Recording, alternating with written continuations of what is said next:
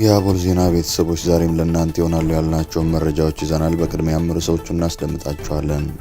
የኮንዶሚኒየም ግንባታ በሌሊትም እየተካሄደ መሆኑ ተገለጸ። በአዲስ አበባ ከ12000 በላይ ሞት መመዝገቡ ተገለጸ። የኢትዮጵያ አየር ኃይል ለአፍሪካ ሀገራት ምሳሌ በሚሆን አግባብ እያደገ ነው ተባለ። ዶናልድ ትራምፕ ኢትዮጵያና ግብፅን የማደራደር ፍላጎታቸውን ገለጹ። እንዲሁም በዘለንስኪ ላይ ተቃውሞ ስላሰሙት የኢራን ባለስልጣን እንነግራችኋለን። አብራችሁን ቆዩ።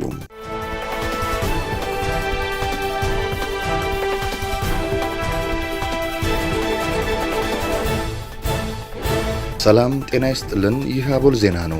ክቡራን አድማጭ ተመልካቾቻችን ሰላማችሁ ይብዛ፣ ጤና፣ ፍቅር፣ ደስታ በእያንዳንዳችሁ ጎጆ ይግባ። ትኩሱን እፍታውን ለእናንተ ለተከበራችሁት ይዘን መጥተናል። ቻናላችንን ላይክ፣ ሼር እና ሰብስክራይብ በማድረግ አጣጥሙልን፣ ለወዳጅ ዘመድም አጋሩልን። እናመሰግናለን። ዶናልድ ትራምፕ ኢትዮጵያና ግብፅን የማደራደር ፍላጎታቸውን ገለጹ።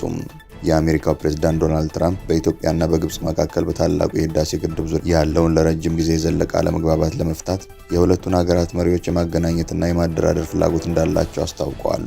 ይህ የትራምፕ አዲስ እንቅስቃሴ ጉዳዩን እንደገና ወደ ዓለም አቀፍ የዲፕሎማሲ ጠረጴዛ መልሶታል።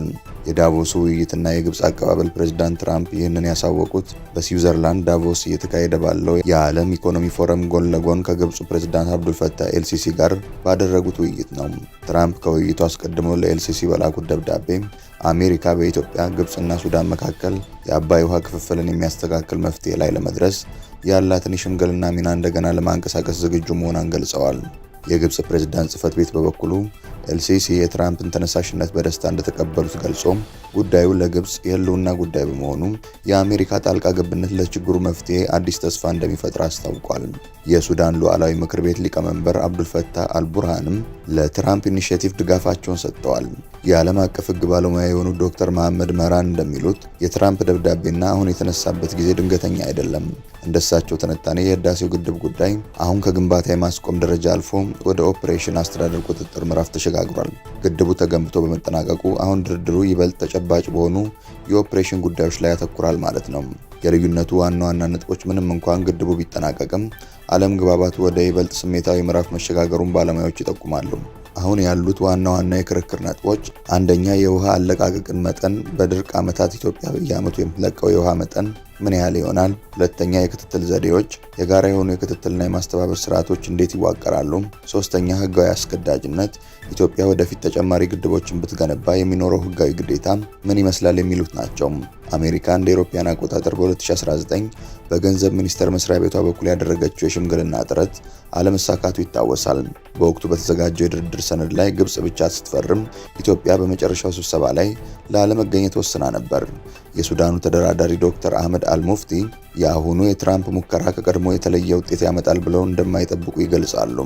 እንደሳቸው ገለጻ የችግሩን ብርት ኢትዮጵያ በራሷ የተፈጥሮ ሀብትና በራሷ ገንዘብ በምትገነባው ፕሮጀክት ላይ የብቻ ውሳኔ መብት ሶቨሪን ራይት አለኝ ብላ ማመኗ ነው ይላሉ።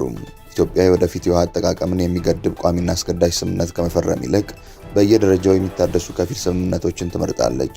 አዲስ አበባ እንደምትከራከረው በግብፅና ሱዳን የሚቀርቡት ረቂቅ ስምምነቶች የኢትዮጵያን ፍትሐዊ የውሃ ድርሻ የሚቀንሱና የወደፊት የልማት ፕሮጀክቶቿን የሚያስተጓጉሉ ናቸው።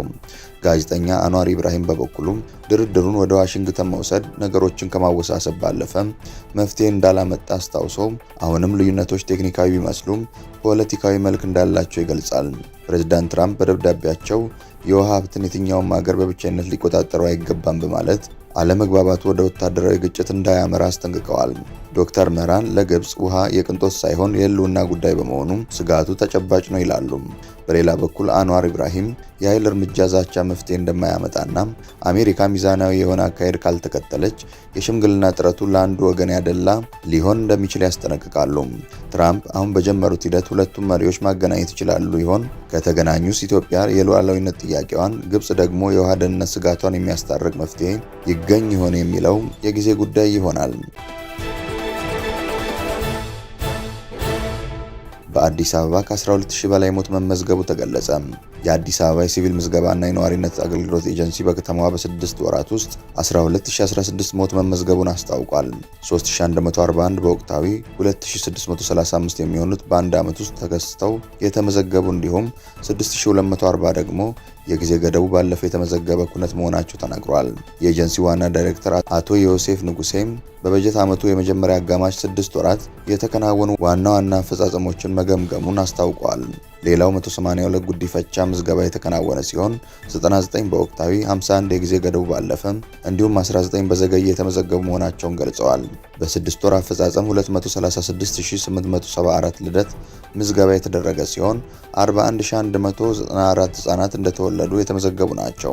13974 ህጻናት በተወለዱ በ90 ቀናት እንዲሁም 101519 ህጻናት ደግሞ ትምህርት ቤቶች ላይ በተደረገ ንቅናቄ የተመዘገቡ መሆናቸው ተገልጿል። ይህም ከአምናው ተመሳሳይ ወቅት ጋር ሲነጻጸር የ21 በመቶ እድገት ማሳየቱ ተገልጿል። የኮንዶሚኒየም ግንባታ በሌሊትም እየተካሄደ መሆኑ ተገለጸ። በገርጂ ሳይት የተጀመሩ 2B+G+15 የጋራ መኖሪያ ቤት ህንፃዎች ግንባታቸው በምሽትም ተጠናክሮ መቀጠሉ ተገልጿል። በከተማ አስተዳደሩ በዘንድሮ ዓመት 100,000 ቤቶች ለመገንባት ታቅዶ ወደ ስራ የተገባ ሲሆን በመንግስት አስተባባሪነት ብቻ በ18 ሳይቶች የተጀመሩ የጋራ መኖሪያ ቤቶች በአዲስ እይታ በተለወጠ የስራ ባህል በአማራጭ ቴክኖሎጂ በጥራት በመፍጠርና በመፍጠን ግንባታቸው እየተከናወነ ይገኛል። ከነዚህም ውስጥ በአዲስ አበባ ቤቶች ልማትና አስተዳደር ቢሮ በቤቶች ልማት ኮርፖሬሽን በምዕራብ ቅርንጫፍ ጽህፈት ቤት ከተጀመረባቸው ሳይቶች ውስጥ አንዱ በሆነው በገርጂ ሳይት የተጀመሩ 2B+G+15 የጋራ መኖሪያ ቤት ግንባታ በታለመለት ጊዜ ለመጠናቀቅ በቅንጅትና በትብብር በልዩ ትኩረት የምሽት ስራው በከፍተኛ ሁኔታ ተጠናክሮ እየተሰራ እንደሚገኝ የቤቶች ኮርፖሬሽን ትናንት አስታውቋል። የኢትዮጵያ አየር ኃይል ለአፍሪካ ሀገራት ምሳሌ በሚሆን አግባብ እያደገ ነው ተባለ። የኢትዮጵያ አየር ኃይል ፈጣን እድገት ለአፍሪካ ሀገራት ምሳሌ የሚሆን ነው ሲሉ የአፍሪካ ሀገራት ወታደራዊ አታሼዎች ገለጹ። ጠቅላይ ሚኒስትር ዶክተር አብይ አህመድ በተገኙበት የኢትዮጵያ አየር ኃይል 90ኛ ዓመት ክብረ በዓልን በማስመልከት የተዘጋጀው የአቪዬሽን ኤክስፖ ተከፍቷል። ኤክስፖ የወደፊቱን የአቪዬሽን አቅም በጋራ እንገንባ በሚል መሪ ሀሳብ የተዘጋጀ ሲሆን ኤክስፖን የጎበኙ የተለያዩ ሀገራት ወታደራዊ አታሼዎች የኢትዮጵያ አየር ኃይል ለአፍሪካ ሀገራት ምሳሌ በሚሆን አግባብ በከፍተኛ ፍጥነት እያደገ ስለመሆኑ መታዘባቸውን ተናግረዋል። በኢትዮጵያ የቦትስዋና ኤምባሲ ወታደራዊ አታሼ ኮሎኔል ሞታሲ ቼሌኒያኔ የኢትዮጵያ አየር ኃይል በአቪዬሽን ኢንጂነሪንግና ቴክኖሎጂ ዘርፍ በአስደማሚ ለውጥ ውስጥ መሆኑን ከኤክስፖ መመልከታቸውን ገልጸዋል። አየር ኃይሉ በተለይም ጥገናን ጨምሮ በተለያዩ የዘርፉ ቁልፍ የምህንድስና ተግባራት ራሱን ለመቻል እያከናወነው ያለው ስራ የሚደነቅ መሆኑን አንስተው በርካታ የአፍሪካ ሀገራት ከዚህ ልምድ መውሰድ እንዳለባቸው ተናግረዋል። በኢትዮጵያ የናሚቢያ ኤምባሲ ወታደራዊ አታሼ ማካንዚ ቼቤራም እንደገለጹት ባለፉት ጊዜያትም ሆነ አሁን ላይ የኢትዮጵያ አየር ኃይል የራሱንና የአፍሪካን አቅም ለማሳደግ ጥረት እያደረገ ነው። የአፍሪካ ሀገራት በጋራና በትብብር ከሰሩ ብዙ ርቀት መሄድ እንደሚችሉ ጠቁመው በዚህ ረገድ የኢትዮጵያ አየር ኃይል የወሰደውን ተነሳሽነት ማድነቃቸው ተዘግቧል። የኢራን ውጭ ጉዳይ ሚኒስትር በፕሬዝዳንት ዘለንስኪ ላይ ተቃውሞ አሰሙ። ፕሬዝዳንት ዘለንስኪ ትላንት በዳቮስ ባደረጉት ንግግር በኢራን ላይ ጠንካራ ትችት ሰንዝረው ነበር። ኢራንም በሃይማኖት አባት የምትመራ በሚል የገለጹት ዘለንስኪ ጨምረውም ይህ በኢራን ያለው አመራር በስልጣን ላይ መቆየት ከቻለም ለሌላውም ጉልበተኛ ግልጽ መልእክት ያስተላልፋል ብለው ነበር። ለዚህ ንግግር የኢራኑ የውጭ ጉዳይ ሚኒስተር ዛሬ በኤክስ ገጻቸው ላይ መልስ ጽፈዋል። በጽሁፋቸውም የዩክሬንን መሪ ግራ የተጋቡ አሻንጉሊት በሚል የገለጿቸው ከመሆኑም በላይ ዘለንስኪ የሙሰኛ ጀነራሎቻቸውን ኪስ ለመሙላት የአሜሪካና የአውሮፓ ግብር ክፋዮችን ገንዘብ እያጸዱ ነው የሚል ቃልም ተጠቅመዋል። ጨምረውም እኛ እንደናንተ በውጭ ሀገር ጦር መሳሪያና ቅጥረኛ ወታደር ተመርኩዘን ሳይሆን ኢራናውያን እንዴት ራሳችን መከላከል እንዳለብን እናውቃለን፣ የውጭ ዜጎችን ድጋፍ መጠየቅም አያስፈልገንም ብለዋል። ክቡራን አድማጭ ተመልካቾቻችን ስለተከታተላችሁ እናመሰግናለን። የደወል ምልክቷን በመጫን አቦላችንን በትኩሱና በፍታው ሁልጊዜ እንዲደርሳችሁ አድርጉም። ለወዳጆቻችሁም በፍቅርና በቅንነት አጋሩ። ጡም ቡናችንን አቦል ግብዣችንን ይዘን ወደ በኋላ እንመለሳለን። በቸር ያቆየን።